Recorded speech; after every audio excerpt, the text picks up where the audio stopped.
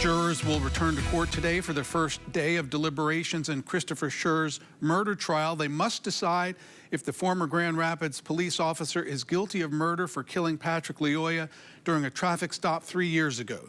Teresa Weekly back at the courthouse this morning with what to expect as we wait for a verdict. Good morning, Teresa. Good morning, George.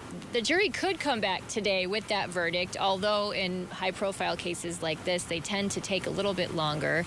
The jury will have to decide if Christopher Schurr is guilty of second-degree murder. If they think he is not, then they will consider a manslaughter charge. The third option is for them to acquit.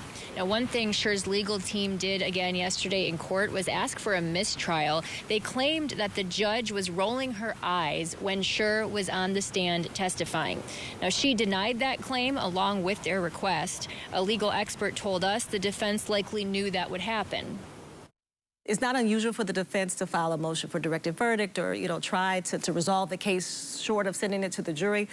But to file it based on her alleged demeanor or facial expressions, I thought was interesting. The only thing I can really think is that they are setting up their appeal options. Either they had to know that it was unlikely that Judge Mims was going to grant this motion, but in order to raise any issue on appeal, you first have to preserve it at the trial levels.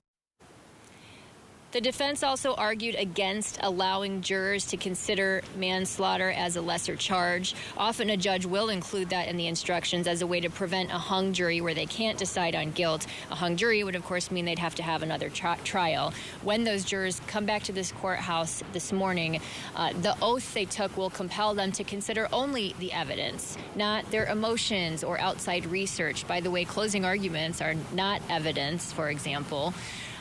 We will have a criminal defense lawyer joining us in our next hour to go over what their focus could be and what could give them pause. We'll also carry the verdict live here on Wood TV once jurors announce they have reached one.